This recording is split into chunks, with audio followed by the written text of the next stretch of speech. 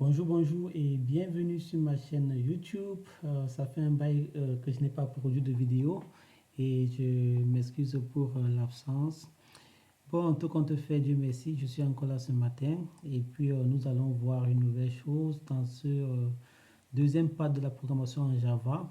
Aujourd'hui, ce que nous allons voir, c'est la hiérarchie des classes en Java. C'est-à-dire, nous allons aborder les thèmes tels que l'héritage, etc. Comment créer une classe en Java dans Eclipse qui hérite d'une autre classe. C'est ce que nous allons voir. Et tout d'abord, je commence par te montrer l'exercice que je vous propose afin que tu puisses faire un screenshot et aussi, oui, réfléchir d'abord par rapport à l'exercice par toi-même. Et encore une remarque importante, en programmation, il n'y a pas de solution unique. Nous pouvons avoir différentes approches, mais qui résolvent le problème posé. Donc, tu peux faire dans une capture d'écran, tu réfléchis par toi-même et à la fin, tu peux comparer dans la solution que tu as avec la mienne.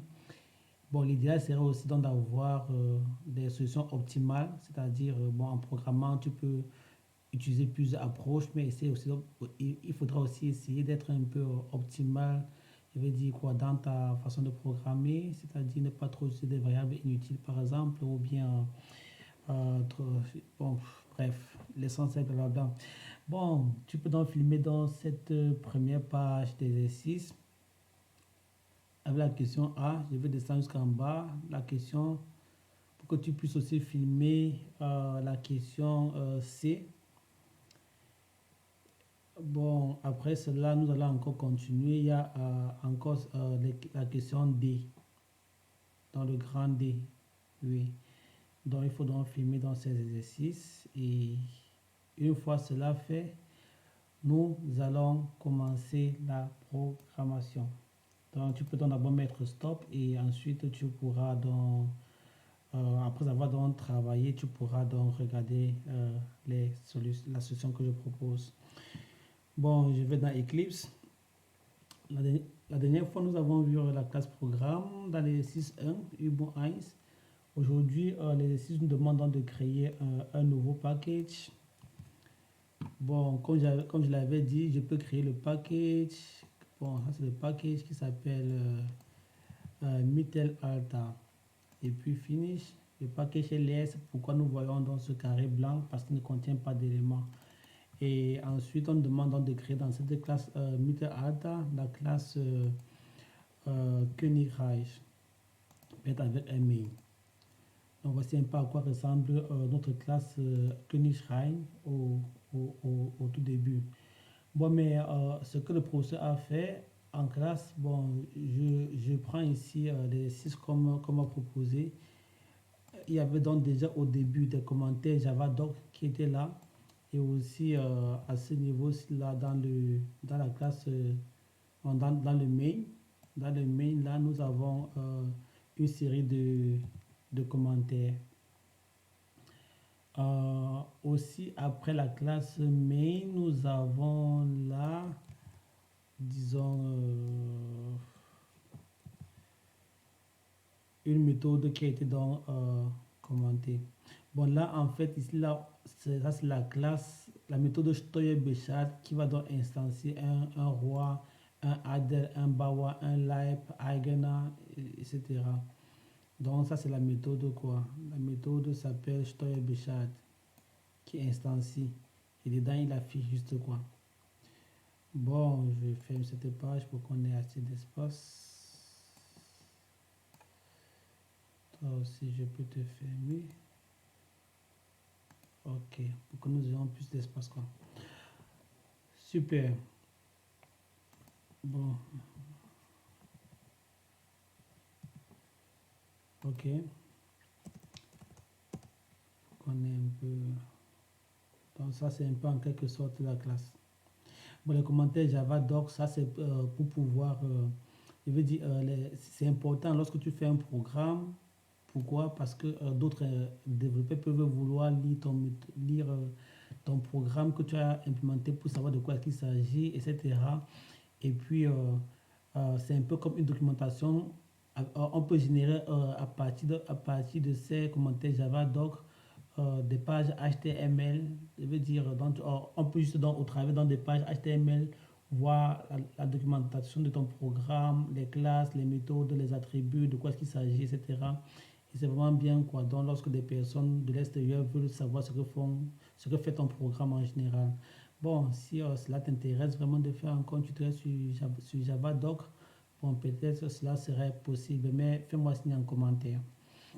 Bon, si nous continuons l'exercice, on demande donc, après avoir créé donc, bon, la classe Keniraj a été donc déjà comme ça livrée. Ça, c'était le squelette qu'on avait. Donc, et à la fin de la programmation, tous ces commentaires doivent être enlevés. Et ça doit bien sûr fonctionner. Donc, cela a été donc commenté parce que pour l'instant, tout ça n'existe pas. Par exemple, on peut voir là que niche cannot be resolved or éthique. Donc, il ne connaît pas ce que c'est que niche. Donc, mais à la fin de l'exercice, tout ça devra fonctionner. Bon, si nous allons encore dans notre exercice, question A. Après avoir créé dans la classe Keniraj, donc voilà, ça dit que d'abord il n'y a pas d'erreur et c'est pourquoi donc il y a donc des parties qui sont commentées. Donc il n'y a pas d'erreur quoi. Et maintenant, après avoir maintenant résolu l'exercice 2 qui sera dans un prochain tutoriel, tout devrait fonctionner quoi. Après, et on aura donc enlevé dans les commentaires déjà. Bon, maintenant, il demande donc de programmer d'abord la classe Einwohner, de créer la classe Einwohner. Et cette classe Einwohner doit avoir un constructeur qui prend dans le Einkommen. Genau, qui prend le Einkommen. Et ce Einkommen, c'est 20. Première méthode ok, donc le constructeur et les autres méthodes ne sont pas représentés sur la classe qu'il y a ici en haut. Donc nous pouvons donc voir là, ça c'est Einwohner qui a un attribut privé. Einkommen, bon c'est privé. Normalement le moins veut dire privé et le plus public. Ou bien je vois un peu mal ici à côté. Bon, allons-y dans Eclipse. Nous créons donc la classe. Notre classe va s'appeler Einwohner. Einwohner, exactement. Et dans notre classe, okay, c'est la classe Einwohner, ça c'est... Ah oui, bon, j'ai généré un méthode domaine, bon, un public Einwohner, ça c'est un constructeur sans paramètres. Ok. Mais je pouvais aussi, il a demandé plutôt un constructeur. Bon, je vais d'abord déclarer la variable Einkommen. La variable Einkommen qui est de type entier avec la visibilité publique. Ok. Donc, la variable Einkommen, comme je l'ai dit, qui est de type entier et a une visibilité publique. Ok. Je l'ai fait à l'envers, mais ça n'est pas grave. Et ensuite, nous devons donc créer donc un constructeur. Un constructeur qui prend dans, ouais, un constructeur. Voici dans un constructeur ici, donc, bon, bref, il est généré par défaut. Il prend en entier un salaire Einkommen. Et puis ce qu'on peut donc faire, c'est que 10.Einkommen, l'attribut qu'on vient de créer, reçoit Einkommen dans le paramètre qu'on a, qu'on vient de passer en paramètre, dans ce qu'on vient de passer en paramètre. Bon, ok, ça c'est dans le constructeur. Bon, parfois les gens mettent encore, ils pensent en mettant même 20, ça devrait aller. Non, ça c'est pas en Java. Dans d'autres langages de programmation, parfois c'est possible de mettre une variable par défaut. Bon, du moins je l'ai oublié comment est-ce qu'on fait en Java. Mais au moins, voici donc déjà un constructeur qui prend le un comme paramètre. Bon, ensuite, donc, ça c'est la question A. Question, bon, la question B aussi, bon, donc déjà fait. Maintenant, question C, on demande de construire cette hiérarchie de classes.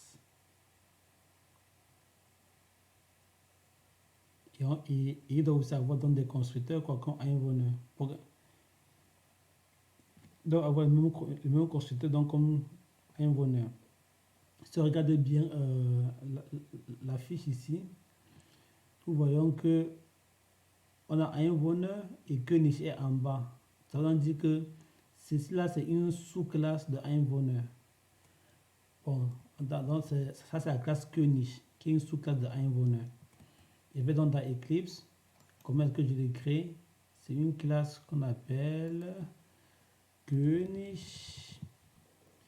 Comme c'est une sous dans la super classe, c'est quoi? La classe qui est au-dessus de König, c'est quoi? C'est la classe Einwohner. Donc, je dans là et puis je choisis Einwohner qu'on vient de créer et c'est bon.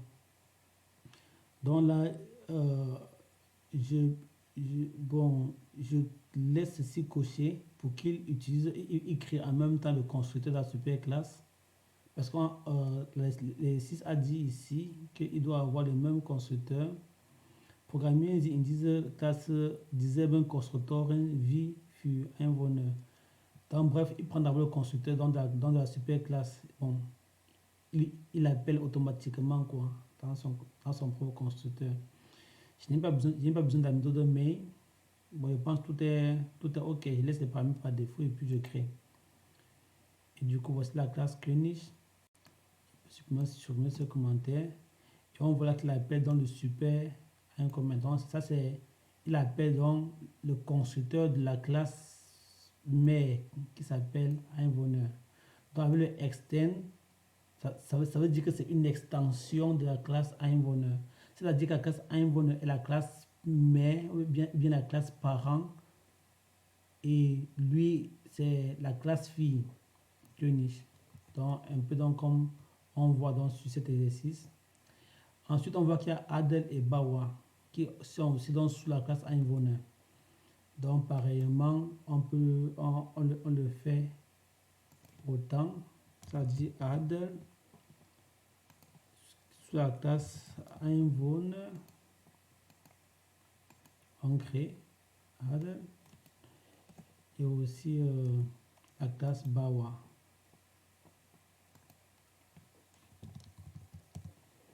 Qui est aussi donc sous Einwohner. Ok, et puis je termine. La classe Bawa est créée. Et qu'est-ce qu'on voit encore? On voit que la classe Leibeigener et la classe Leibeigener, elle est sous la classe Bawa. Donc on a encore la classe Leibeigener qui est sous la classe Bawa. Ok, et puis j'écris. Nous pouvons bien voir ici comme elle est dans sous la classe Bawa. Ok, donc ça c'est ce que l'exercice 2 dit. Je veux dire question C. Donc, allez, bref, on vient de créer toutes les classes et ces classes ont donc déjà le constructeur de la classe parent. Donc, chacun appelle le constructeur de la classe parent. Et pour l'instant, il n'y a pas eu encore un truc de particulier à faire. Quoi. Ils n'ont pas encore eu d'autres attributs privés. Donc, normalement, tout est OK. On vient de finir avec la partie A, B et C. Bon, nous allons maintenant faire le grand D. Je viens par ici.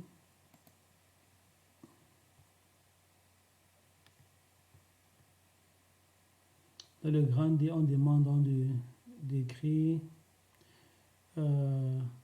entwickeln Sie die beiden originalen Methoden get zu steuern, Einkommen und Steuer für Die Einwohner der Kinderreichsgruppe werden gemessen. Okay.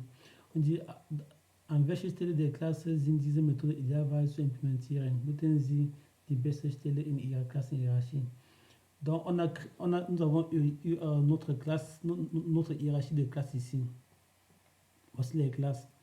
Et maintenant, on demande donc de créer la méthode get zu versteuernde Einkommen et get Steuer. Où est-ce que cela est bien décrit? Ici, ou là, ou là, ou là, ou là. Bon, ce qu'on remarque, c'est que quel que soit l'habitant de ce pays, Einwohner c'est un habitant, là il y a le roi, il y a ces différents types dans de la noblesse, Bawa, tout ça. Bon, tu peux faire un allemand. Mais quel que soit le type d'habitant, je pense que chacun d'eux doit payer ses impôts. Donc, ça veut dire quoi? Que la classe payer les impôts est applicable à eux tous. Raison pour laquelle l'endroit le plus indiqué pour implémenter la méthode serait donc dans la classe parent, dans la classe racine ici, ou bien la classe père, quoi. Et l'ayant donc implémenté ici, là, cela sera directement hérité dans les classes fils et sous-fils.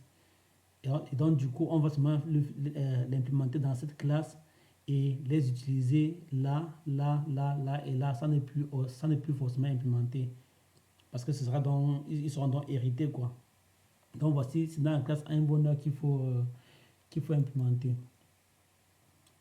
Bon, je vais donc dans Eclipse. Bon, que dit encore l'exercice? Dans quelle classe? Donc, c'est en haut qu'il faut donc implémenter la classe Einwohner. Je vais donc créer donc les méthodes. C'est d'abord get zu versteuerndes Einkommen dans Eclipse. Dans la classe, bon ça je t'enregistre, dans la classe Einwohner, je vais créer la méthode public. Bon, normalement ils ont dit que dans l'exercice qu'on va retourner un entier. Et aussi get zu versteuerndes Einkommen. Ok. Bon, pour l'instant, je vais mettre return, peut-être même 0 pour que l'erreur parte. Et aussi la classe getSteuer qui doit retourner.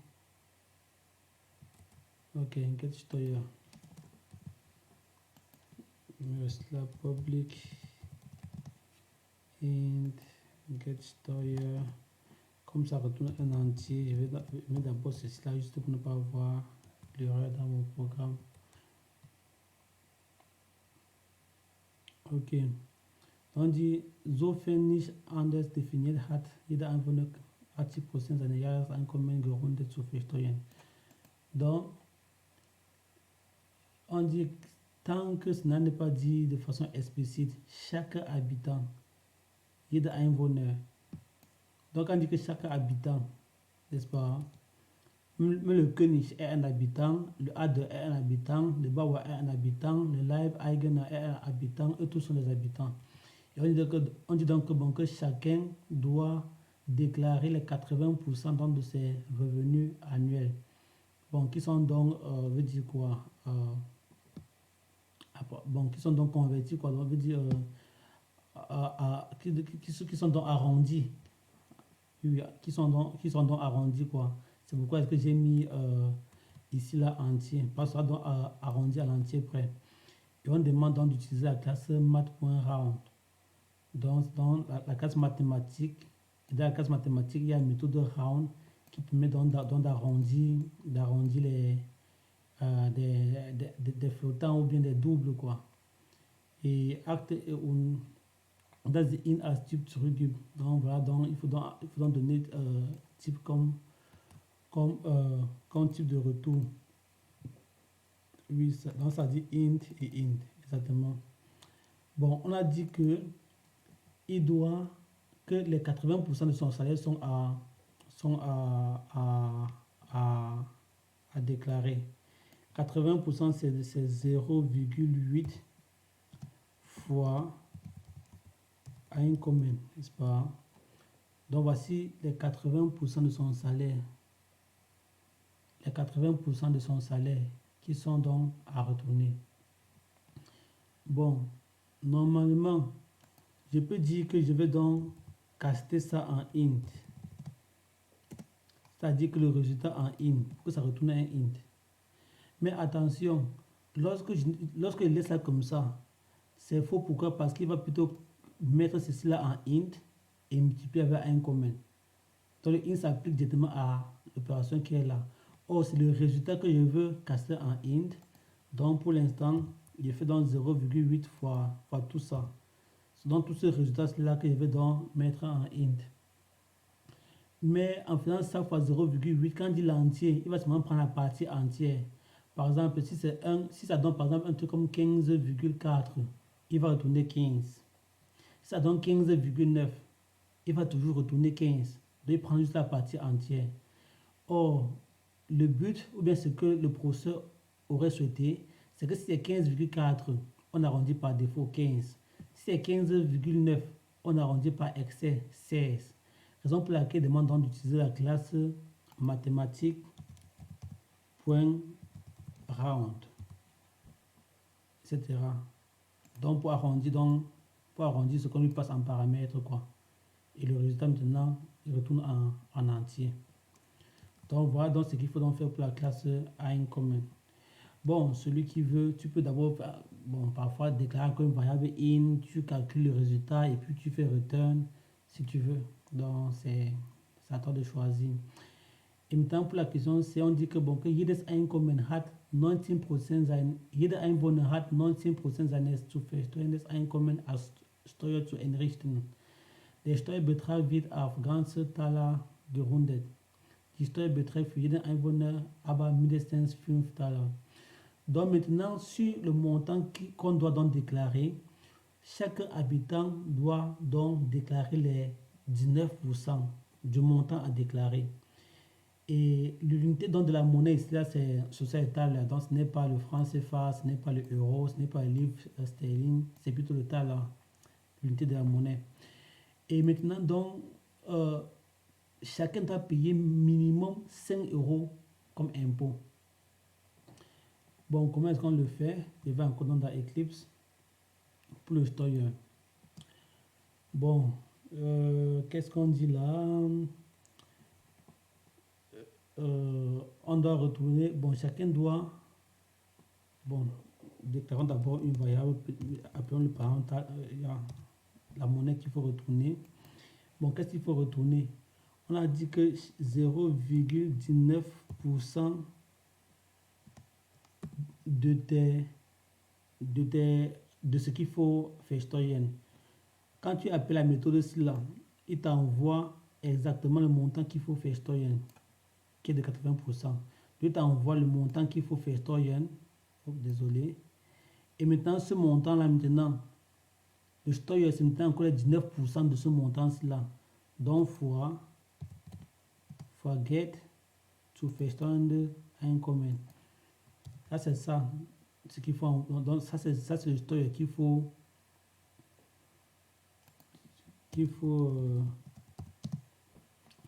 Ça, c'est oui, ça, c'est le montant qu'il faut. Le montant correspondant à l'impôt. Et comme d'habitude, on a dit que ça devait retourner un entier. Et on a dit qu'on va donc, pour convertir, on utilise la classe math.round.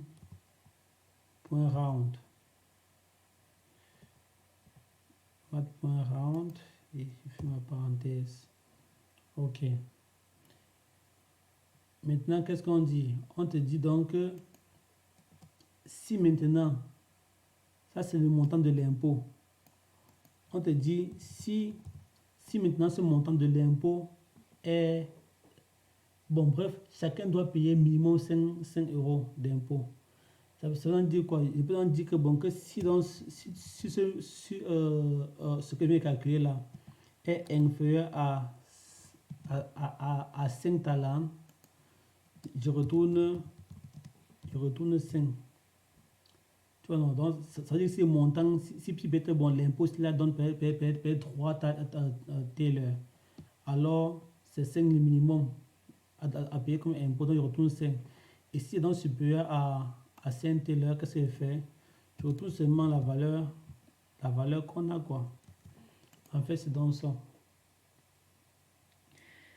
Donc, je calcule dans le nombre de telles qu'il faut payer pour l'impôt. Le cas où c'est inférieur à 5, je paye 5 comme impôt. Si ce n'est pas inférieur à 5, bon, je vais donc continuer là et retourner juste dans les tellers. Dans ça ici, quoi. Et maintenant, encore dans le grand D, on dit développer une méthode, une classe J unique pour tester la méthode, quoi. Qui teste dans la méthode Steuer et Get-Zuverständnis einkommen. Et on demande donc, on conseille d'utiliser asset equal donc pour comparer les valeurs. Une méthode setup pour pouvoir instancier un habitant avec un salaire égal à 50. Ok. Bon, on dit qu'on peut aussi utiliser dans ce fichier archive pour tester. Bon, moi je n'ai pas de fichier archive. Bon, mais si vous, bon, pour ceux qui se reconnaissent, qui qui sont dans l'université d'où vient cet exercice, ils peuvent bien utiliser dans ce fichier archive pour tester l'exercice. Mais je vais me limiter donc au petit grand I et au petit 2i. Ok. On crée donc une classe en Java pour tester les deux méthodes qu'on vient d'implémenter. Ça, ce sont les deux méthodes qu'on vient d'implémenter. Je vais donc aller, je vais en créer une classe qu'on a, bon,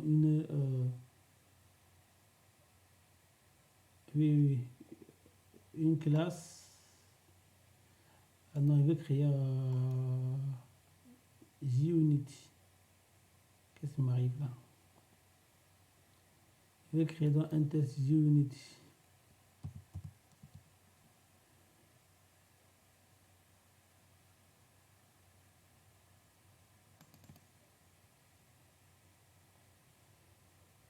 Ok, on va l'appeler test. Peut-être Einwohner. C'est Einwohner, c'est quoi? Oui, test Einwohner. Disons. C'est ce qu'il a demandé. Cette classe Steuer et Zuverstand Einkommen. On a vu ça dans quelle classe encore là? C'est dans la classe Einwohner. Ok, donc on a la classe test Einwohner. On termine là.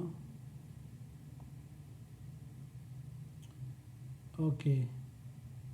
Il demande donc de créer une méthode pour tester une méthode de setup d'abord, pouvoir instancier.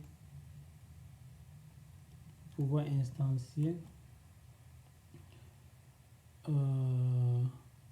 va l'appeler là, cette méthode setup. Setup. Et dans cette méthode là, on va donc pouvoir instancier un Einwohner.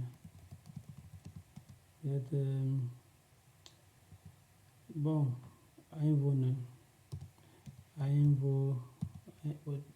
Donne-moi Einwohner. Reçoit new Einwohner. Et je pense qu'il a dit qu'on devait lui passer 50 comme paramètre. 50 talents. Et ensuite, il faut tester dans la classe GetSteuer. C'est la classe GetSteuer en utilisant asset et quoi.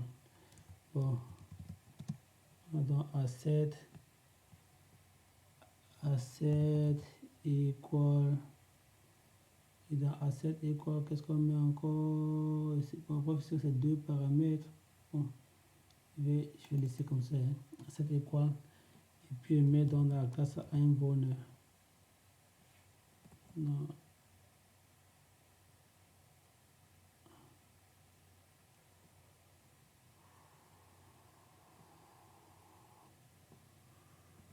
Bon, le paramètre qui vient d'écrire Einwohner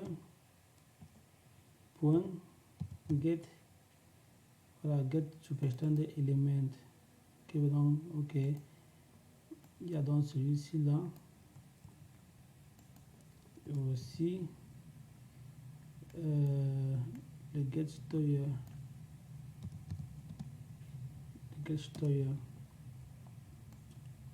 Bon, là, il faudra mettre des valeurs. Je ne sais pas combien il faut mettre.